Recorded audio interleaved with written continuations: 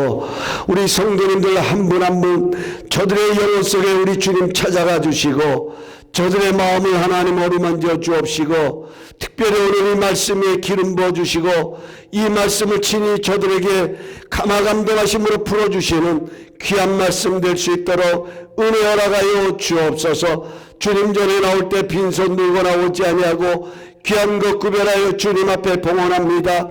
이 예물 연락하여 주시고 사용되어질 때마다 때를 따라 도우시는 하나님의 은혜가 우리 성도님들의 삶과 가정 속에 충만함을 이뤄갈 수 있도록 역사하여 주옵소서. 특별히 출타 중에 있는 성도님 기억하여 주시고 하나님의 모든 행하는 일들마다 주님의 소리 함께하여 주시어서 주 안에서 형통함을 이뤄갈 수 있는 복된 시간들 될 수 있도록 역사하여 주옵소서. 오늘 예배 시종일관을 우리 성령 하나님께 온전히 다합고 예수님의 이름으로 감사하며 축복하며 기도하옵나이다. 아멘.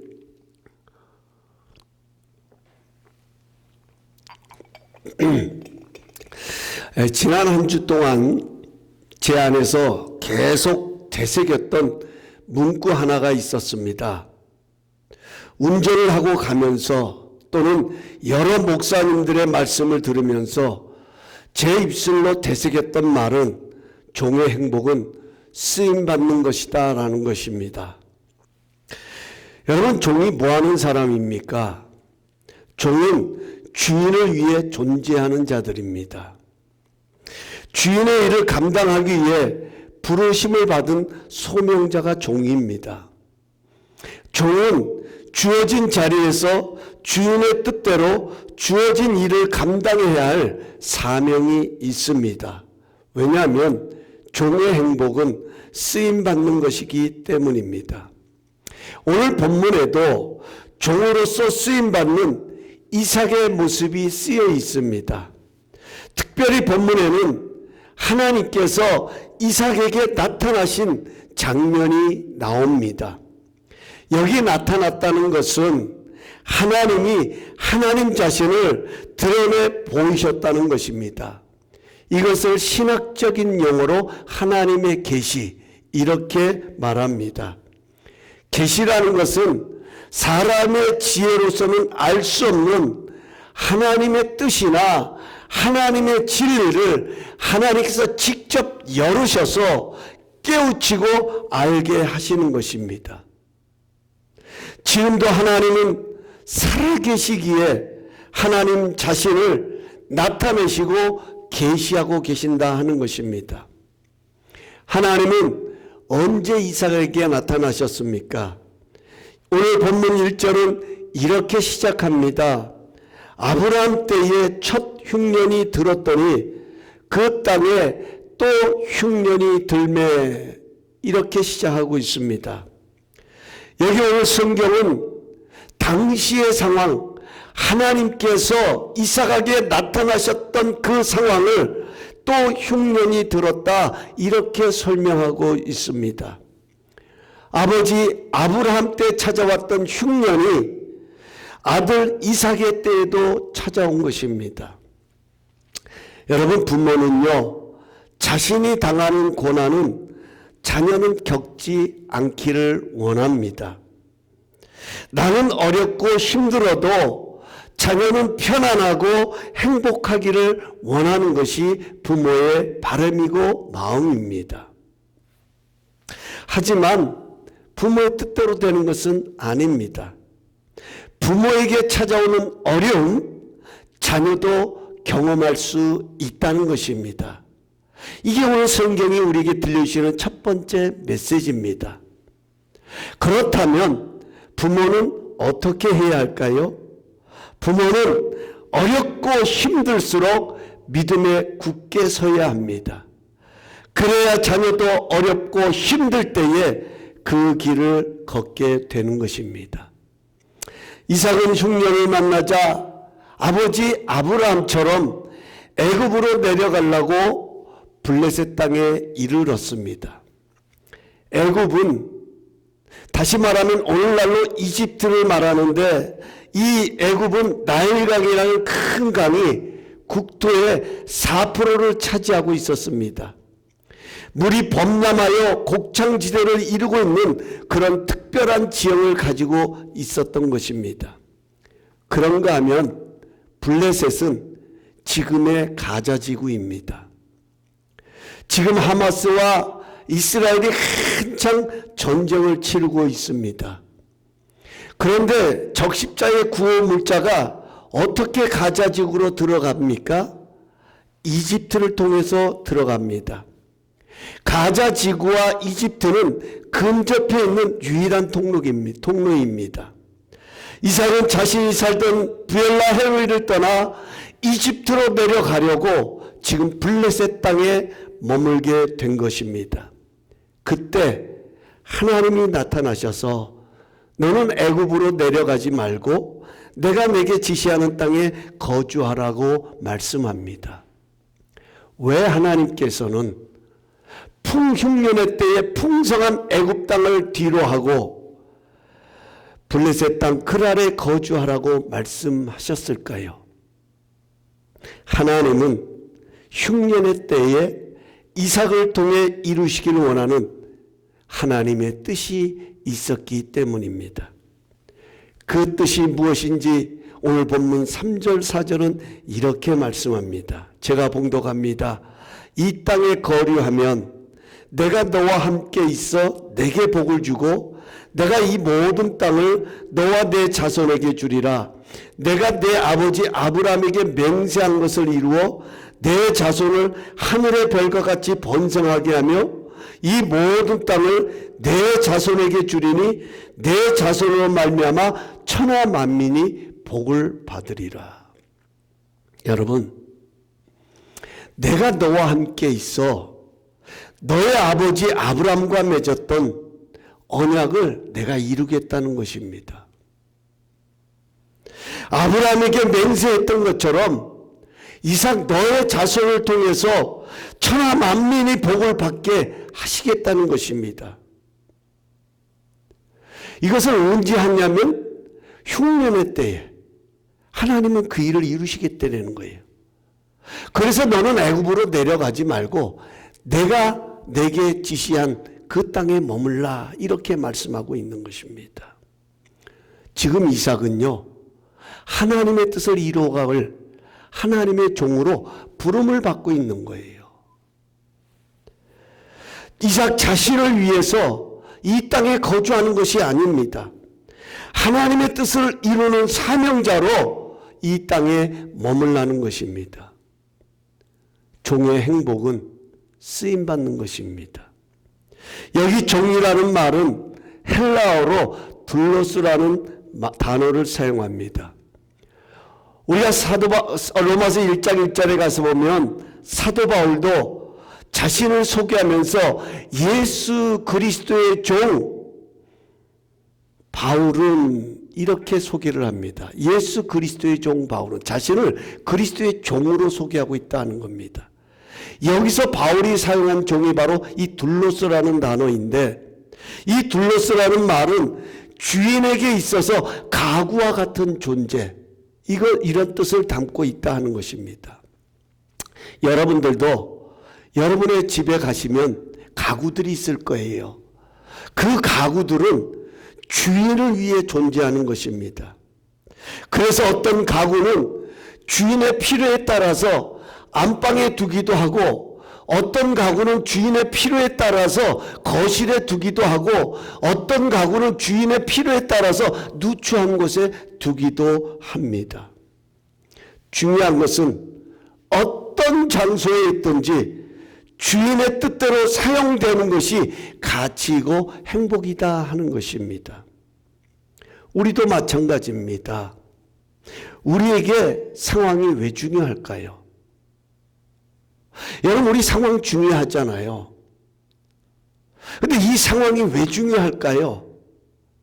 상황이 좋아야 내가 행복하고 상황이 좋아야 내가 잘 사는 것이고 상황이 좋아야 내가 지금 성공하고 있는 것이기 때문에 이 상황이 중요할까요? 여러분 하나님은 우리가 어떤 상황 가운데 거하든지 함께 하셔서 하나님의 일을 펼쳐가기를 원하신다는 것입니다. 하나님이 함께 하시면 형통한 자가 됩니다. 상황은 인생의 흉년을 지나고 있을 수 있습니다. 요셉이 꿈 때문에 미움을 받아 구덩이에 던져진 것처럼 사람의 손에 팔려서 애굽으로 내려가는 낙심의 상황을 경험할 수도 있습니다. 그러나 요셉은 하나님이 함께 하심으로 그가 형통한 자가 되었더라. 성경은 기록하고 있습니다. 참으로 놀라운 것은 언제 그 말씀을 하시냐면 요셉이 보디발 장군 애굽 사람 집에 종으로 팔려갔을 때 제일 먼저 성경이 표현하고 있는 것이 뭐냐면 하나님이 요셉과 함께 하심으로 그가 형통한 자가 되었더라.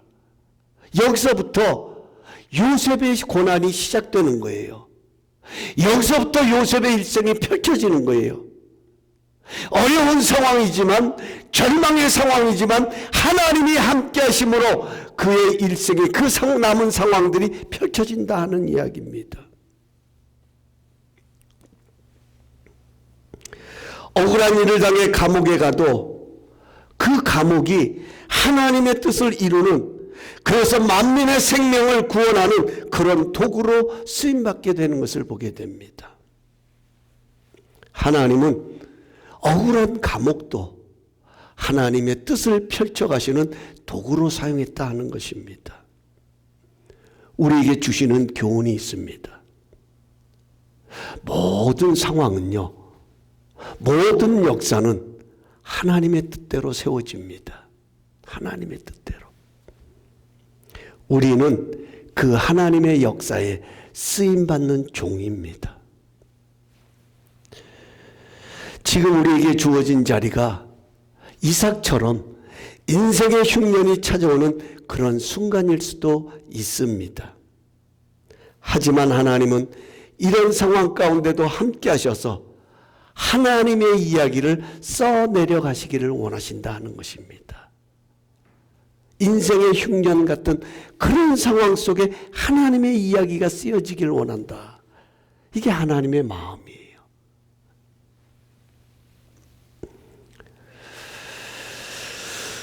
그래서 여러분 희망이고 축복이 되는 것 아니겠습니까? 상황 자체만을 놓고 희망을 이야기하고 소망을 이야기한다면 여러분 이 세상에 얼마나 소망이 있고 희망이 있겠습니까?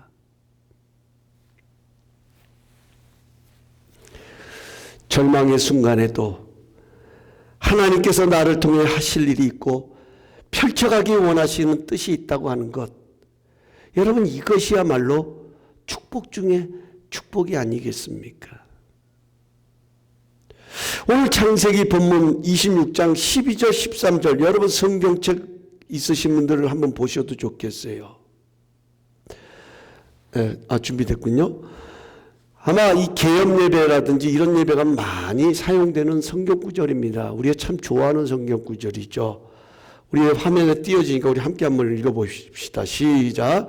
이삭이 그 땅에서 농사하여 그의 100배나 얻었고 여호와께서 복을 주심으로 그 사람이 창대하고 왕성하여 마침내 거부가 되어.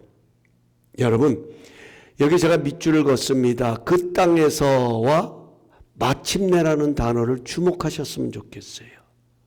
여기 그 땅이 어떤 땅입니까? 흉년의 땅.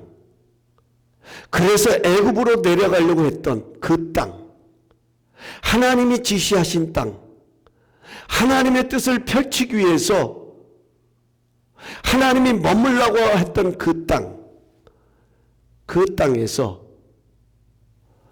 이삭은 농사했다 이렇게 표현하고 있어요. 농사했다. 그래서 100배나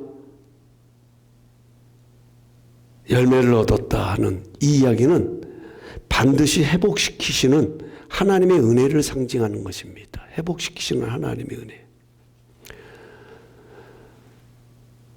여러분 여기서 우리가 이삭을 볼 수가 있는 거예요. 사명자의 삶을 볼 수가 있어요. 이삭은요 지금 하나님이 지시하는 땅에서 하나님의 뜻을 펼치기 위해서 부름을 받았다면 그냥 아무것도 안 하고 그때만을 기다린 게 아니에요. 심었어요.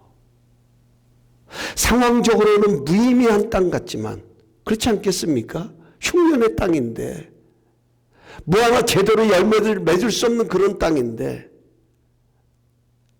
하지만 하나님의 뜻이 있고 하나님의 목적이 있었기 때문에 상징적으로 이삭은 심었다는 거예요. 그리고 하나님은 100배로 거두게 하셨다 하는 겁니다. 이것을 오늘 성경은 여호와께서 복을 주심으로 이렇게 표현하고 있는 것입니다. 마침내 거부가 되었다.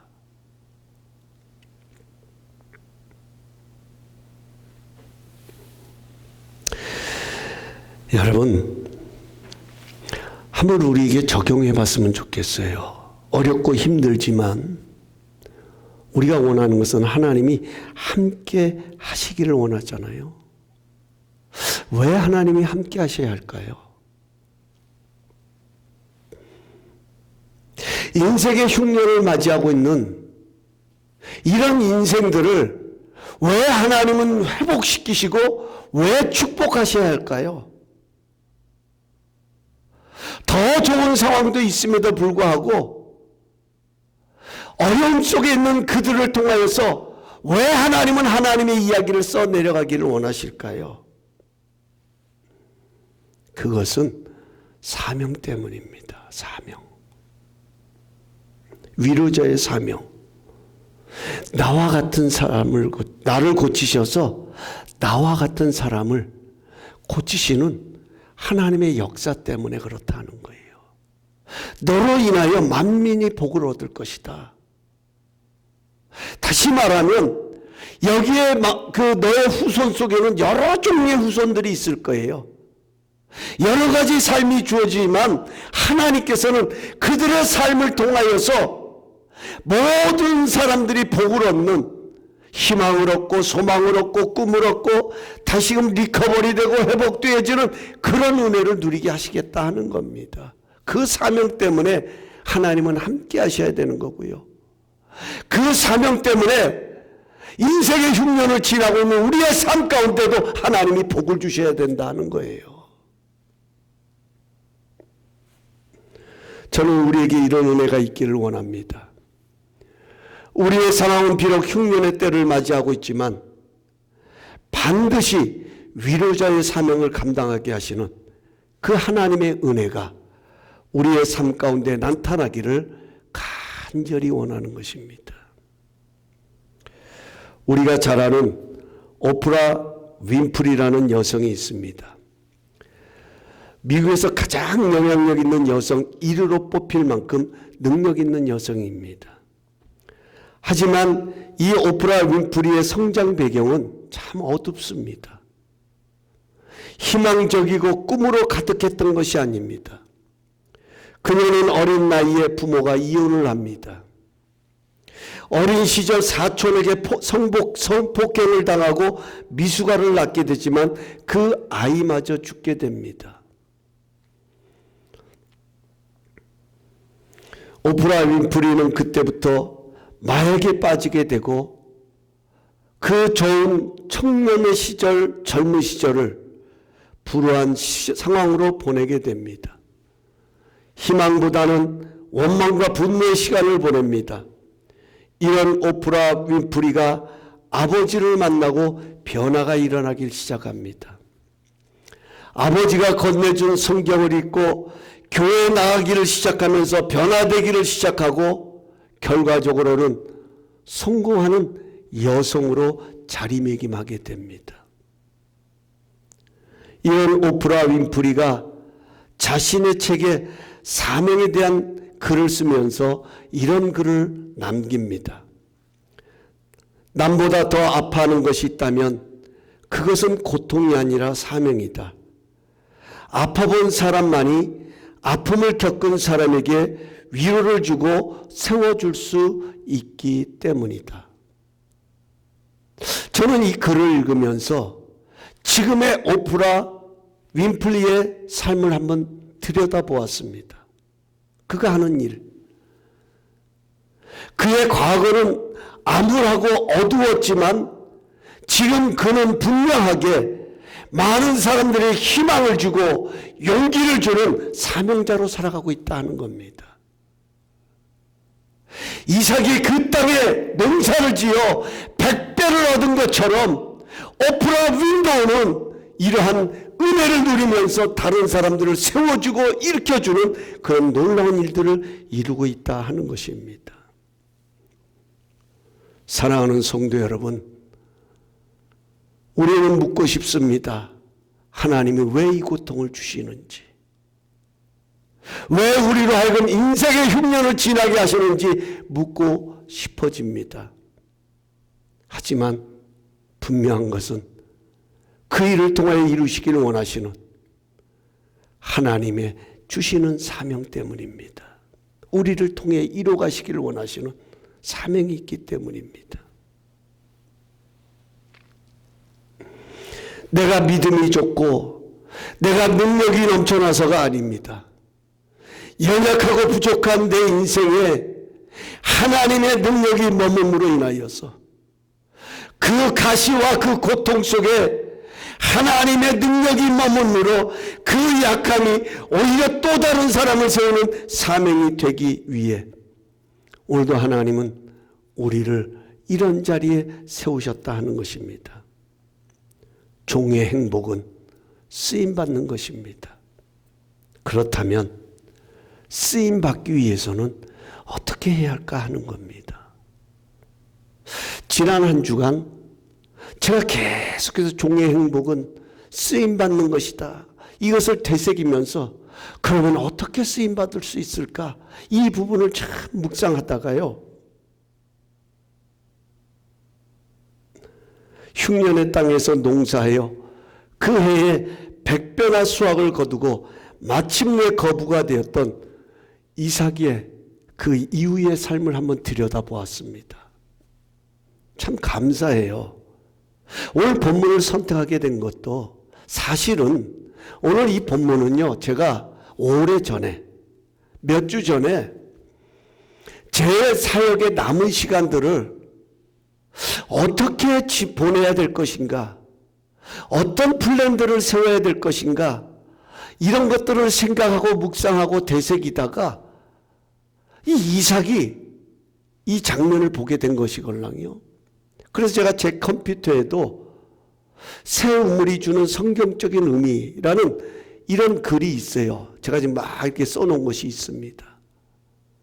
앞으로 나의 사역 속에 어떤 일들이 일어나길 원하는 것인가, 기도의 제목으로 이렇게 쭉 써놓은 게 있는데, 그게 그걸 생각하고 있어서 그런지 모르지만 이 본문이 떠올랐던 거예요. 어떻게 하면 내가 하나님께 쓰임받는 종이 될 수 있을까? 그러다가 이 말씀을 쭉 읽는 가운데에, 그래? 사명 때문에 부르심을 받았던 이삭, 그래서 마침내 거부가 되었던 이삭, 그 이후의 삶은 어떻을까? 이게 궁금해서 그 이후의 삶을 들여다보았습니다. 그랬더니요, 이삭의 독특한 성품이 하나 발견됐어요.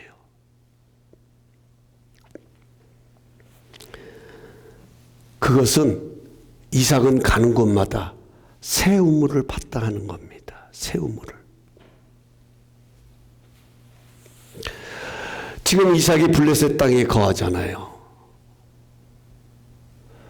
이게 블레셋 사람들이 똑같이 어려움을 당하고 똑같이 흉년을 만났는데, 저 이삭은 농사를 지어도 잘 되는 거예요.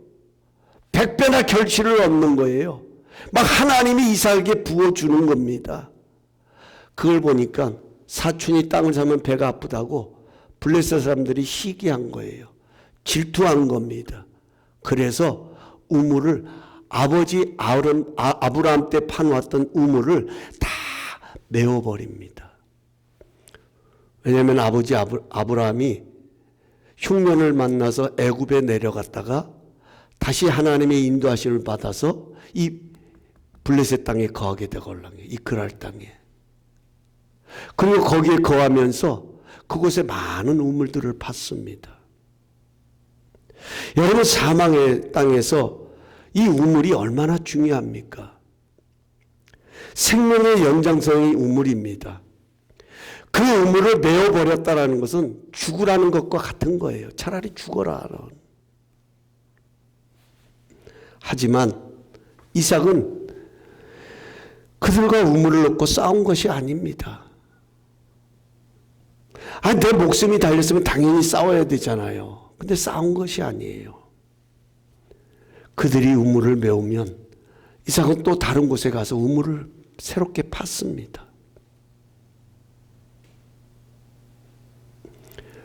왜 그랬을까요? 이미 이삭은요, 흉년의 때에 자신의 능력이 아니라 하나님이 주신 사명 감당하다가 내 인생은 하나님의 은혜로 살아가고 하나님의 능력으로 살아감을 깨달았기 때문에 그는 새 우물을 파게 되는 것입니다. 여기 새 우물은 상징적으로 우리에게 무엇을 의미할까요? 지금 우리가 우물을 파는 건 아니잖아요. 여러분, 우리의 삶 가운데 고난의 때를 지나고 흉년의 때를 지나고 어려운 상황을 지날 때마다 우리에게 있어서 생명과 같이 가장 귀한 것이 있다면 무엇일 것 같으세요? 뭐라고 생각하세요, 여러분? 하나님의 은혜가 아닐까요? 하나님의 은혜. 흉년의 땅에서 농사를 지어 그 해에 100배나 얻게 하셨던 그 하나님의 은혜, 이 은혜 때문에 생존할 수 있는 것이고, 이 은혜 때문에 흉년의 때에도 번성할 수 있는 것이고, 이 은혜 때문에 어렵고 힘든 상황 가운데서도 형통할 수 있는 것 아니겠습니까? 여기 새 우물을 팠다고 하는 것은 새 은혜를 강구했다는 거예요. 새 은혜를, 영적으로 새 은혜를 추구했다 하는 것입니다.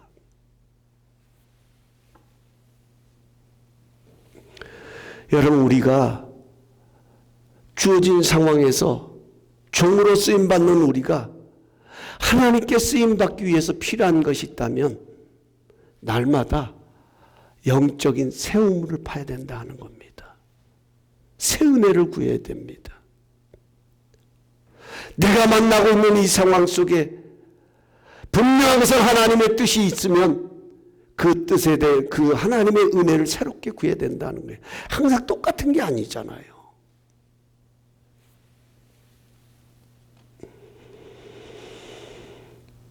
그렇다면 우리가 새 은혜를 구하기 위해서는 어떻게 해야 될까? 이것만 나누고 말씀을 맺으려고 합니다. 그것이 오늘 5절 말씀이에요.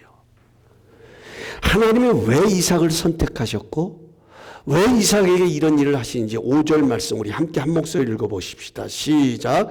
이는 아브라함이 내 말을 순종하고 내 명령과 내 계명과 내 율례와 내 법도를 지켰으니라 하시니라. 여러분, 하나님이 이삭을 통해서 하나님의 일을 이루시기를 원했던 것은 아브라함이 하나님의 말씀을 따라갔기 때문에 그렇다는 거예요. 하나님의 말씀. 내 말을 순종하고 내 명령과 내 계명과 내 율례와 내 법도를 지켰다라는 것은 결과적으로는 하나님의 말씀을 따라갔다 하는 거예요.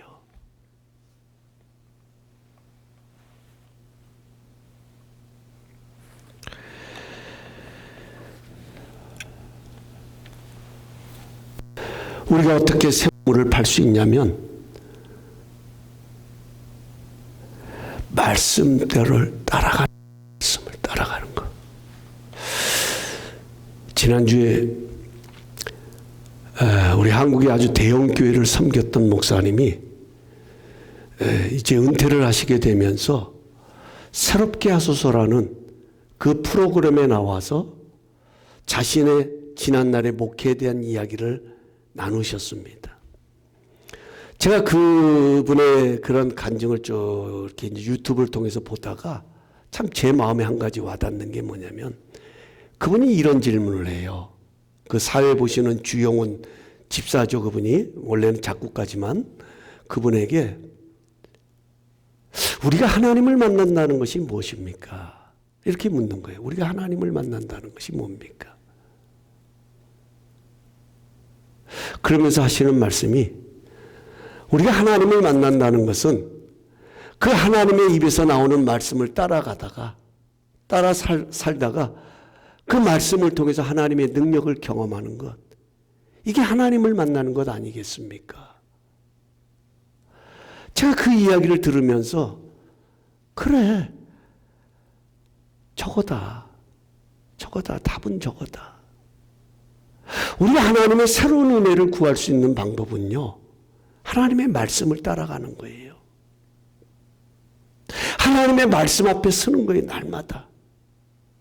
그리고 그 말씀대로 아브라함이 행했던 것처럼 이삭도 그 말씀을 따라 우물을 팠고 그 말씀을 따라갔던 것처럼, 그래서 하나님의 능력을 경험했던 것처럼 우리도 말씀을 따라가다 보면 그 말씀이 나를 이끌고 그 말씀이 나를 은혜의 자리에 머물게 하시고 그 말씀이 곧 하나님의 능력을 경험하는 그런 역사를 경험하게 된다 하는 것입니다.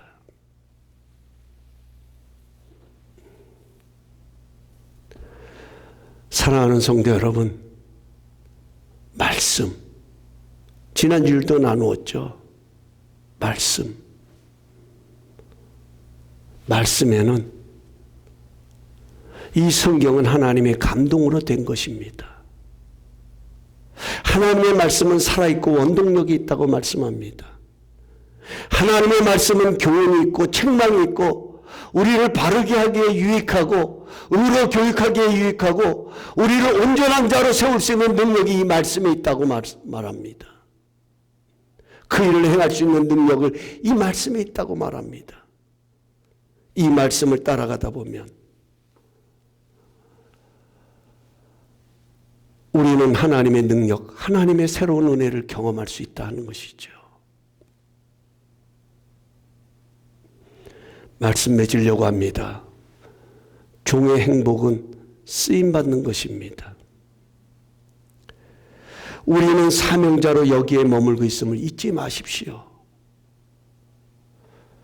죄송한 표현입니다마는 무능해서 능력이 없어서 보잘것없어서 여기에 머무는 것이 아니라, 실패했기 때문에 여기에 머물고 있는 것이 아니라, 이런 실패 같은 상황을 통하여서 새 일을 행하시려는 하나님의 선하신 뜻이 있기에 우리는 사명자로 여기에 머물고 있음을 잊지 말라는 것입니다. 이게 중요하다는 겁니다. 우리의 인생의 주인이 되시는 하나님께서 우리를 통해 이루시려고 우리를 이런 상황 가운데 두신다 하는 것입니다. 그것이 편안하고 안락한 상황일 수도 있고 누추하고 불편한 상황일 수도 있습니다. 우리는 어떤 상황에 놓였든지 하나님의 일을 이루어가는 종으로 이 자리에 있음을 기억해야 합니다. 우리는 주어진 자리에서 주인의 뜻에 따라 성실히 주인의 일을 감당해야 할 사명이 있습니다. 그럴 때 주님은 우리를 통해 모든 민족의 복을 얻는 위로자의 사명을 이루어 가십니다. 날마다 그렇게 되기 위해서는 날마다 영적으로 새 우물을 파십시다. 아침에 눈을 뜰 때마다 하나님, 오늘도 새로운 은혜로 우리를 붙들어 주옵소서, 우리와 함께 달라고 기도하며 새 은혜를 추구하십시다.